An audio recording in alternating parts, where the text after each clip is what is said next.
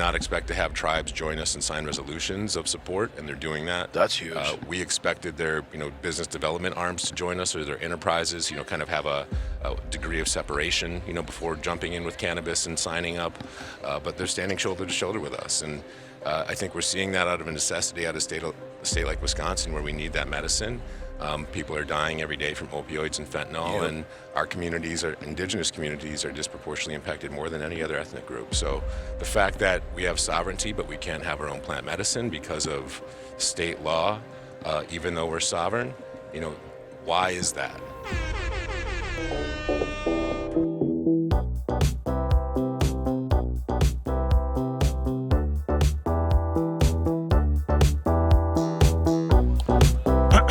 Back on Friday here at MJ BizCon 2023. Our producer is happy because last night we were. Well, go ahead. Oh, welcome to the award-winning MITA Unshackled. Yes. Congratulations. Best podcast in the industry. Yes, actually it is. Yeah. Now we can say we have a 9-inch phallic award. Now, it is pretty cool to be recognized. We provide a lot of information and educate the industry, the professionals, people who are interested in learning about the industry, about what's happening. I think we have like 500 or 600 podcasts out there where individuals like yourself have come forth to offer yourselves as experts, provide a little bit of information, and to meet the community out there. Dimitri Downing again with Max Uas from Dope SEO. So we're starting today with Wisconsin, and Wisconsin's, as we're going to see, there's very little going on, but Rob's going to go through that real quickly. And then you're going to meet these two gentlemen who are going to make themselves available as Wisconsin points of contact if you want to learn and stuff actually happens at momentum picks up in Wisconsin. But we're also going to talk about them and some of their pet projects and some things that they have going on. It turns out that one of them is an absolute expert on the nature of recycling packaging, which is a really big theme and important to discuss. So we're going to get into that, and we're also going to get into a little bit about indigenous cannabis and what's that about. But first, let's start. You guys want to introduce yourselves? Yep, my name is Jeff Lito. I'll put a little closer. My name is Jeff Lito. We own a flexible packaging facility outside of Milwaukee. Yeah.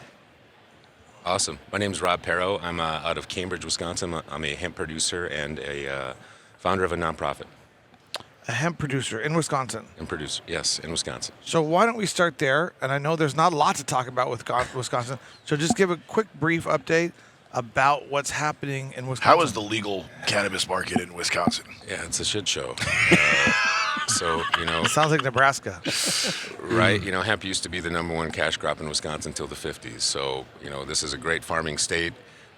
I threw my hat in the ring in 2019, thinking that this would be kind of the phase to get into cannabis. Right. And we've been sitting here dormant with a pro-cannabis governor and anti-cannabis Senate and House of Reps. So it's been kind of a grinding gears, per se, as we pay everyone else's taxes in the states that are surrounding us. Okay, so hemp-derived cannabinoids are legal? We have industrial hemp and we have hemp-derived cannabinoids, which are gray area legal. So really unregulated, but a model of distribution is being set up nationally through hemp-derived cannabinoids and THC and Delta-8. And that model's being built because they can have interstate commerce. So we have THC. It's hemp-derived. Right, interesting. And you know what's really fascinating is that once these structure systems get developed, then the lobbyist gets hired to protect it and work against the greater interests of freedom for all hemp and all THC-related products, which is just the most mind-boggling thing that I've watched in the last 10 years. It really is. The battle between hemp and THC is... It's like decimal points. You know what I mean? It's literally it's like, no, it's... What color is this? Is this green or is this blue-green? And what's interesting is, so if that hemp industry, hemp-derived cannabinoids gets established, well established in Wisconsin, there's enough profit being made. They dedicate a certain amount of money towards lobbyists. Those lobbyists will intentionally slow down the development of a medical market or a regulated market outside those hemp-derived cannabinoids, unless those individuals that have those shops and those production facilities are the ones benefiting, and they might not have the wisdom to do a structure like that where they can take it in themselves and, eventually get medical cannabis to the patients. It's a mess. It's a mess. It's a mess. Yes. And all these nuances give me a headache. And that's what happens with the political unraveling of the prohibition, and just nobody knew it would be like this, but it really is, and it's happening state by state. So you guys are both, Wisconsin is, do you any predictions on when it's going to go medical? Just throw out a year. I really wouldn't know. You would probably have a better idea of that on me. So, Well, I don't think he knows either, but just throw out a year. Yeah, I mean, they're saying 5 to 7 years, before we could have a medical program. yeah. Long time. Yeah. And then once they implement and vote on it, then it probably takes most states about a year to come out with regulations to manage it. So it's even after that, it takes a couple of years to really get it going. So are there retail stores that are specialized in hemp-derived cannabinoids? Yeah, and there's some that say they are too. So that's the issue. I think is there's a lot of businesses that are have SOPs and have transparency and source viable good hemp-derived products, and then you can buy it at a BP gas station from whether you're 18 or 21. So there's really no sort of compliance or public safety at hand about what are we ingesting, where is it coming from. It's just it's being sold, but there's no sourcing or transparency there. So it's kind of a scary market, and it's giving it a bad rap, even though there are good businesses out creating quality products. See what's going to happen. I've learned that the real cockroaches are the lobbyists out there. It's not really the greed of the businesses or capitalists. It's the cockroaches, and they're going to go find these individuals who are making the money right now, and they're going to say, hey, cockroach in a sense, but it's also a path to legalization. And they're going to say, hey, guys, let's increase your market by getting you guys, the retailers that are doing the hemp-derived cannabinoid sales and making the most money, let's get you guys the medical and perhaps adult use because you've already been through this process. Let's get you guys regulated and let's get you guys more goods to sell, more stuff. You see what I'm saying? It's weird little nuances, and it comes out of the lobbying corps who understands that they can manipulate public policy. 100%. It's crazy. Today, the news just America. came out that our governor pardoned 22 cannabis convictions in Wisconsin. I think that's over 1,000 now. So you see movement happening from a political front from our leadership, but it really can't go anywhere just because of posturing and positioning about other policies. That is a step in the right direction, though. It is a step. Just little steps. It's baby steps. And sometimes slow motion is better than no motion. Anytime there's a narrative that's positive about the impacts that are being made in a good way, that is a positive step. Yeah. So that education and advocacy is important in our state.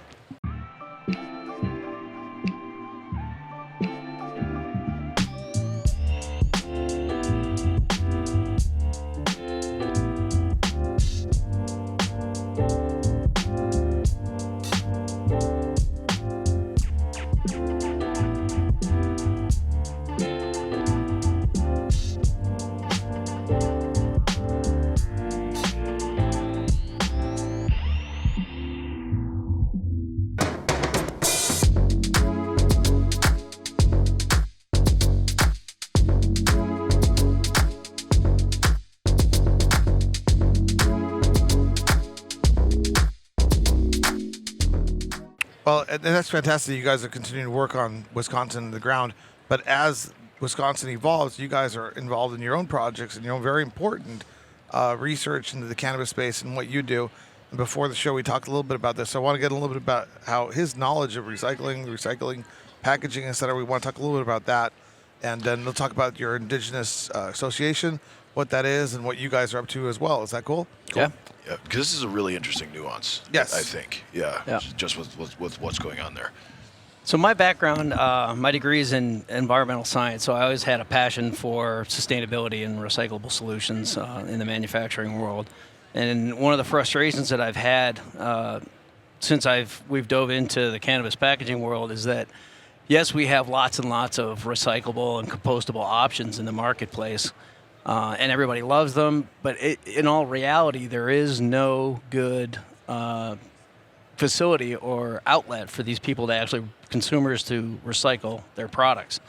And the reason being is because of regulators. It's illegal to transport cannabis across state lines, and a lot of these recycling facilities do not have facilities in certain states, so they have to take the packaging across the state line, and the attorneys are worried about the residual marijuana that could be in the packages, whether it be flowers or gummies or whatever. So technically, yes, it is illegal to transport used recycled packages across state lines. So a lot of these recycling facilities, particularly like the biggest outlet with synthetic lumber, they won't take it.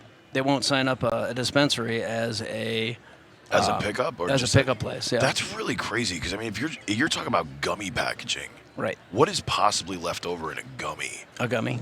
Yeah, you know what I mean. Like, yeah, there may be a gummy left in the packaging, but like, Right. can't you just take the gummy out? If there is a gummy left, like take the Right. gummy out and just recycle it. You know what I'm saying, but you're talking about like literally like terpene dust or just like Right.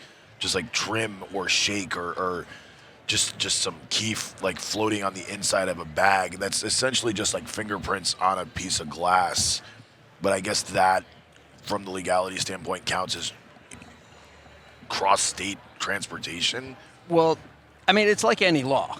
You can pass Right. any law you want. Right. But if there's no if there's no enforcement behind it, the law really doesn't mean anything. Right. So are these folks going to get in trouble if they do it? Probably not. Right. But they don't Is wanna take anybody the ever going to risk go either after way, them? yeah. No. But because it is technically illegal, The fear of. it keeps these bigger companies from doing it, especially for some of the well-known bigger brand names. They just don't want bad press or anything associated with it. That is so bizarre. So this is a problem nationwide. Yes. Yeah. Nationwide, but if you think about it, like how many people do like we do sustainable packaging? You know what I mean? We do recyclable packaging, not knowing that they can't recycle in the state that they're selling it to. So has anybody introduced any legislation to take care of this? Say, he who recycles shall not be worried about residual Well, cannabis. it's not. The laws are easy, man. Say cannabis goes federally legal, it still doesn't really fix the problem because now, technically, by law, you're handling cannabis products. Right. So that requires a license to be a transporter. Is it a cannabis product? It's just a bag or a packaging or a. Well, there's going to be residuals Right. in the truck, and by law, and that's what all these attorneys are freaking out about, is not only do I can't take it across the state line, but I also have to have a transport license to do it.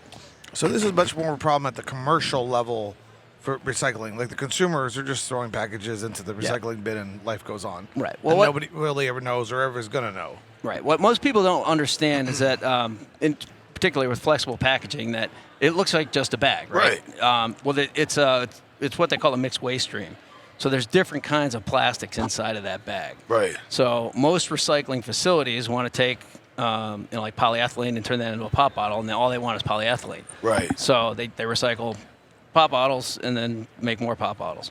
But when you have a mixed waste stream like that, the only people that can really use mixed waste streams in the plastic world are synthetic lumber companies and Patagonia making jackets and stuff. Right. So I think that'd be awesome though. I'd be like, this is made from recycled hemp Right. or recycled cannabis products. Like, I feel like the markup on that alone.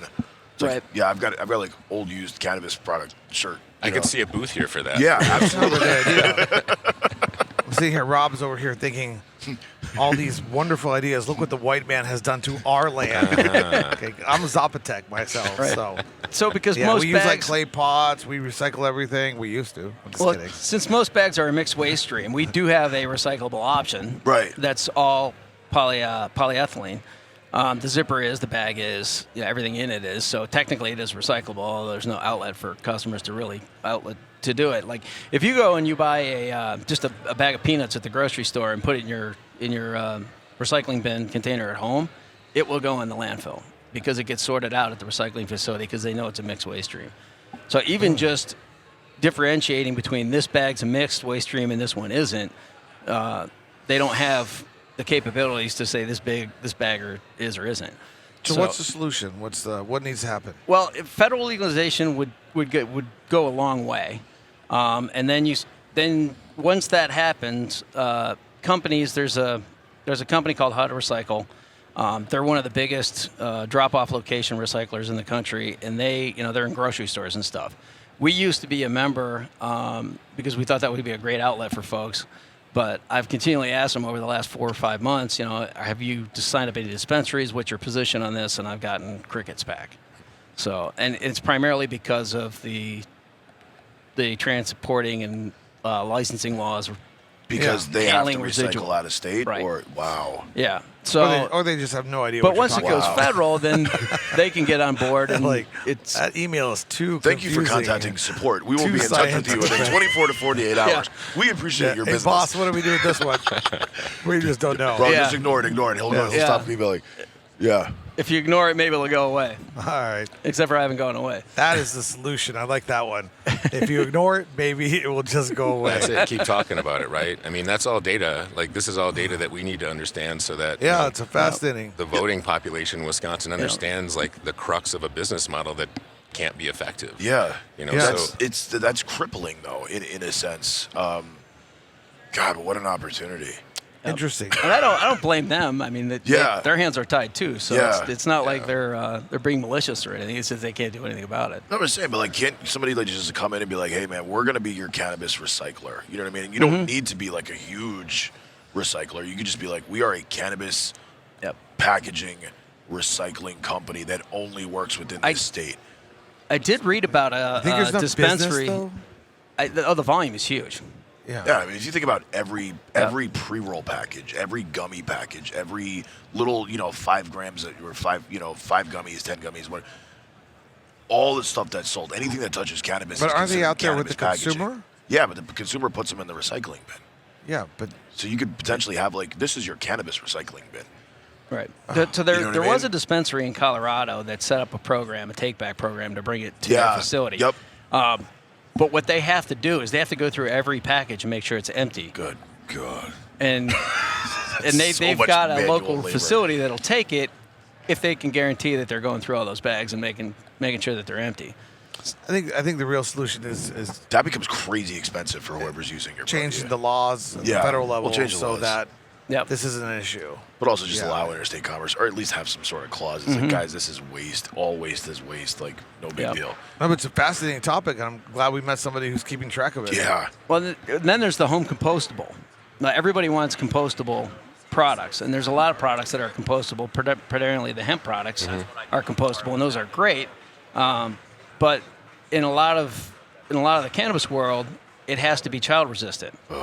So So now it's no longer the products that are truly compostable, Have plastics. in terms of flexible packaging, are not they're not tear proof. Right. So kids can get into them pretty Right. easy. So in some states you can use those materials for flour pouches. Right.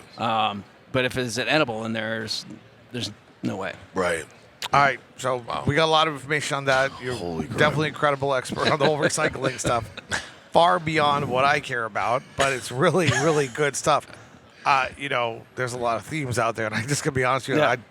I don't even recycle my stuff at home, so I'm just gonna be honest. Yep. I try to be careful with what I buy. It's a feel good. In all reality, I'll be honest. Right. People want to say they're buying this product and it makes them feel good because Right. it's recycled. But in a different industry, we did a take back program for banners. We were in digital printing for banners, Okay. and we were making Tyvek banners. So we would send them out a roll of material with bags in it that was prepaid. That would actually Just ship send back. the banners that the consumer would send the bag back to Trex to get made into lumber. We gave away probably 2,000 bags, and we got 4 banners back. I was going to say, yeah, how many people actually ship them back? Yeah. Yeah. That's prepaid mail, too. Yeah, they didn't have to do anything but drop the banner in Right. a UPS facility. So hold your thoughts for the closing. Like we got 30 seconds to a minute. We're gonna go over here to indigenous cannabis for like Yep. eight minutes because I am actually Zapotec myself, and I'm a huge advocate for a free market approach to cannabis and for less regulations. I always use the example of my grandmother grows scallion. She died. Scallion onions deep in the mountains of Oaxaca, and then they're used by a restaurateur in New York instead because they're better scallions, and there's millions of scallions grown in California, which they could easily buy at a lower price, but it's okay, and it all just happens. Everything's fine. We're nowhere near that in cannabis, and we won't be for a long time. So while you're waiting for Wisconsin to legalize, you're involved in the Indigenous Cannabis Association. What's that? Yeah, so, I'm Bad River in Oneida and Polish and German, like a perfect melting pot of Milwaukee. Truth, absolute truth. Which tribe is that? Bad River is Chippewa, Lake Chippewa. Superior, Chippewa, northern Okay. Wisconsin. Oneida is Bad around River. the Green Bay area. They used to be out on the East Coast. So, I'm half. I have a native-owned production company, so I've been working in native country for years. I sit on some boards for the American Indian Chamber. I've worked in economic development, workforce development. So there's models to how to tackle emerging industries or existing industries in Indian country. And hemp and cannabis are a new emerging industry, so it's really exciting there.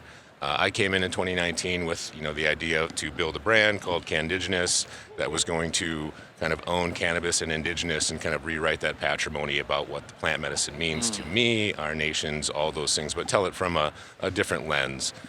So I wanted to build a brand coming from media and marketing that was like, if we're going to jump into this, His headset went off. You okay? You can't hear? I can't hear you. Did the plug come out? Here, you want to take this one? Yeah, grab that one. Let's figure this out. Here, this is good now. I fixed it. Toasting. You're good. It was just, I think yeah. All right. I don't know what I was saying. No, you about were brand. You're building a brand? Right. So, we built a brand, and then we're in Wisconsin. So what are we going to do with this awesome brand that we can't seem to do anything with? So I wanted to network as there's national associations for indigenous economic development around different industries, but there was nothing around cannabis and hemp. And it looked like there had been some initiatives previously, and they had failed or died out or lacked capacity. Just Like kind of Nick, burned the out. National Indian Cannabis Coalition? Right. Indigenous or Indian? I think it was indigenous, but there was the Indigenous Cannabis Coalition, there was the Native American Cannabis Council, there's Right. a bunch of acronyms out there, and then I tried to find them, and they did not exist anymore. So a couple years ago, I put a kind of a think tank together of my attorney and some other mentors in Indian country. Could we create something that was a national platform that could really open source the industry, create our own table for technical assistance, be a trades association, provide education, advocacy, toolkits for tribes, tribal operators, and connect and start to develop a tribal supply chain around cannabis and hemp. So it's a big, heavy lift, but the start was there. How do we provide a platform for people to engage with each other? So we created ICIA in 2022. I met someone named Mary Jane Oatman. Her name is Mary Jane. She's Right. in Nez Perce Yeah. out of Idaho. Did you Google me? No. You should Google me. You should reach out to me. I helped the Nick guys get started. Did you? Yeah, Awesome. Back in right after the Wilkinson Memorandum. Really? Because all these people came to me and said, Dimitri, you worked in tribal country across. Yeah. You're a prosecutor to Tohono and Pasquayaki. You're Zapotec. You know this world. I've been involved since 2012, and a lot of them came to me and said, Dimitri, how do we take advantage of this situation? Right. And then I started exploring California and Arizona, some different tribes, Nevada, and I'm very well versed on the subject. I like what you're doing. I'm going to Google you after this, Dimitri, but Yeah. come help me. No, I know. Yeah. I'm more than willing to help a little bit, Yeah. just like recycling. It's another Yeah. topic that I honestly just don't care about. Yeah. I mean, but they're important themes. Nobody cares about me. I mean, they don't have to care about me and my themes and my ideas, but these are themes that make up the world we live in, These are the ancillary pieces that actually are important to Indian country sustainability. So Right. hearing the kind of work that he's doing, when we make pitches to tribal nations around new industries, are they regenerative? Are they sustainable? Are they going to provide a legacy? So when we think about, what he's doing, I love that kind of work. That's also data points that cannabis is touching that no one talks about. So They're important data points, too. 100%. And so no disrespect. I don't care because I don't know. I no longer live in reality. Yes. I just don't care None taken. anymore. None taken. I'm like Jim Morrison. I've been spending time in the universal mind. I was turning keys. I'm setting people free, all that stuff. I want to get back into the universal mind. That's a lot more interesting than the world that we've created, especially in cannabis. The nonsense. I'm as guilty as anybody else. Like, everybody wants to recycle, but is there more opportunity for me to do it? Sure. Right. But it doesn't mean we stop fighting to be better. Tell us more. Yeah, so I mean, it was fast and furious. We started the association last year. We had a DC policy summit last November. We just had our second one. We're humbled and honored with sort of the arms have been wrapped around us from Indian country. We did not expect to have tribes join us and sign resolutions of support, and they're doing that. That's huge. We expected their business development arms to join us, or their enterprises, kind of have a degree of separation, before jumping in with cannabis and signing up. But they're standing shoulder to shoulder with us, and I think we're seeing that out of a necessity, out of a state like Wisconsin, where we need that medicine. People are dying every day from opioids and fentanyl, and our communities, our indigenous communities, are disproportionately impacted more than any other ethnic group. So the fact that we have sovereignty, but we can't have our own plant medicine because of state law, even though we're sovereign, why is that? So it's that problem solving that we want to get more heads in that room to figure out how we can move this forward.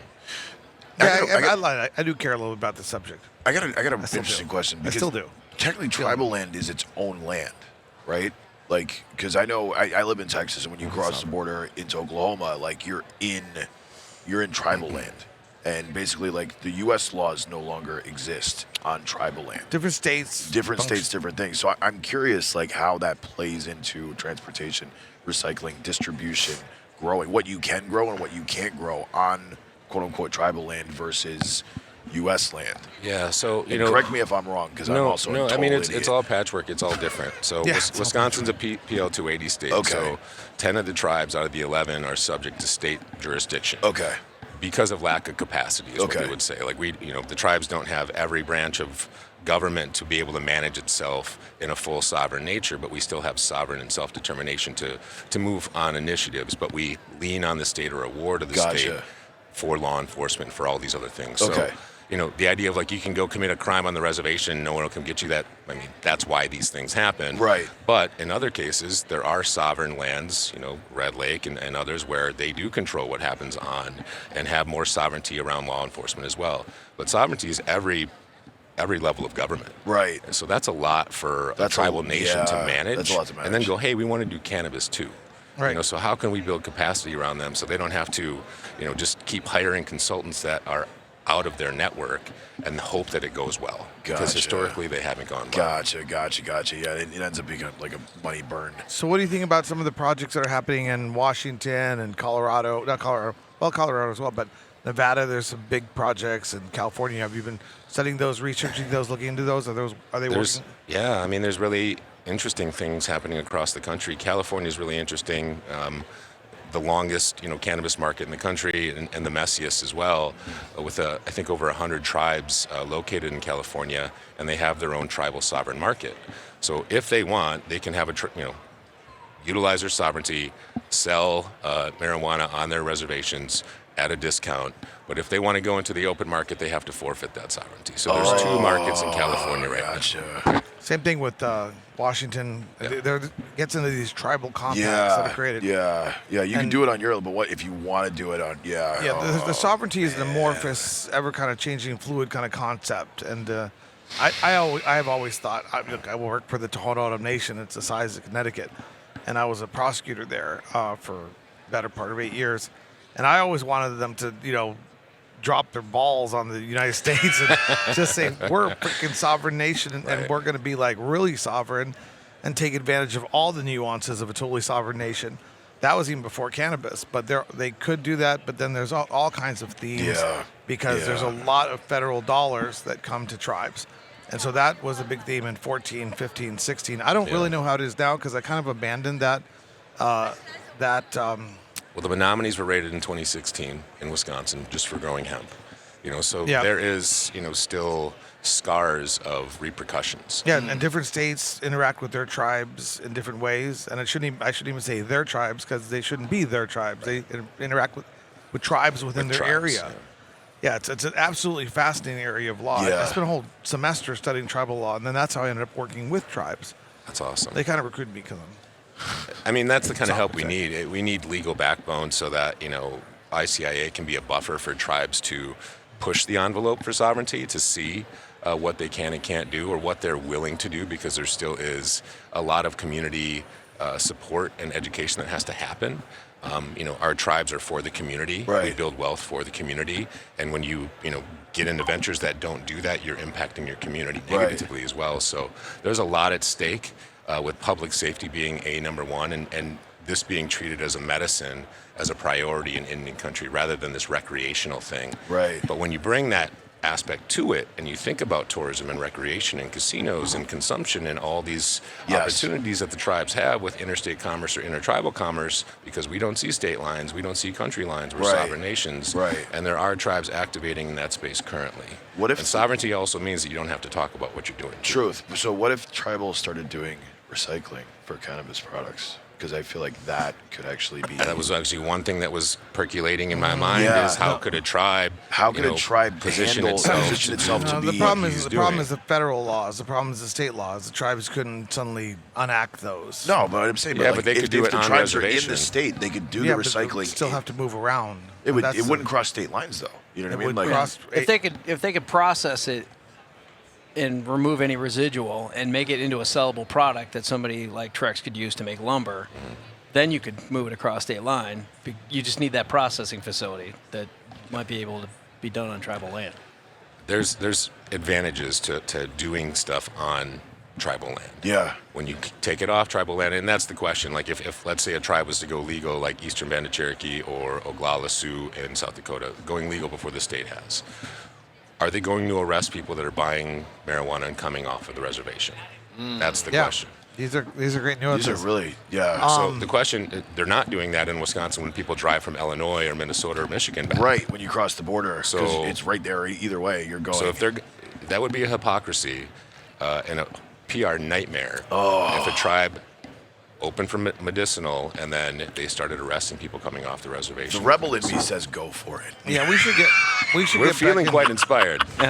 We should get back into this at an in-depth hour. I feel like this deserves like a round two on tribal cannabis. Also, because there's this little nuance about how tribes interact with the federal government that creates certain tax advantages that are very unique and very beneficial. And I have a lot of friends that come to me and talk to me about it, but I don't want to. All they want to do is come in and take advantage of tribes and the benefits that the tribes have. So I'm just, I don't know. The anarchist in me says fuck around and find out, like, basically. I walked publicly traded companies into tribes in Arizona and California back in 2014, 15. And that's what there was all this money being thrown around. And I'm like, we were going to turn the casino right outside of San Diego into a grow facility, the casino that, La Posta.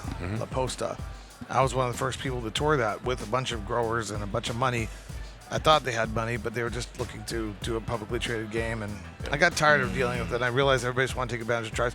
But I was hoping people would rise up within the tribes, entrepreneurs and stuff, to make things happen. So, and you seem like one of those guys. So that's great. We'd love to help you out some more and introduce more of the tribal theme concepts to the audience. That's important. That's very important. Yeah, we know there's a lot of people that are supportive of our indigenous communities, and there's a lot to learn too. But we appreciate the support. And there's a big learning curve, but we'd love for people to start peeling layers back. Excellent. Well, it's been great to meet you guys. And whenever you're down in Mexico, you can come visit my reservation. Absolutely. Mexico. The Zapotec. What shape was that you just drew there? Well, it's like, Mexico. Some people, like the Aztecs, the Zapotecs, the Mayans. We love all of our brethren. We're all indigenous, man. From the wandering nomadic tribes of the United States of America. Oh my God, love it, guys. How does everybody get? Yes, how do people get in touch with you? You can go to our website, nbiflexpack.com. That's probably the best way and easiest way to get our Do you want anybody contacting you personally, or you just want them going? How do they get in touch with you directly? Jeff.lito@nbi. That's that recycling stuff. It's going to be interesting to some people, I promise you. Just because I'm not a recycler myself. I'm really interested in it. Like, I think recycling is. You have no idea how much money is put into marketing. Marketing and researching sustainable packaging. Like the push. The last year, like the push for sustainable packaging has been insane, just because of the waste. Because you think about every. Go. All right, fine. All right. Anyway, we'll do it again later. Go on, Rob. Rob Perro, indigenouscannabis.org. If you want more information on how to support the ICIA, we have a litany of events this next year. We'll actually be on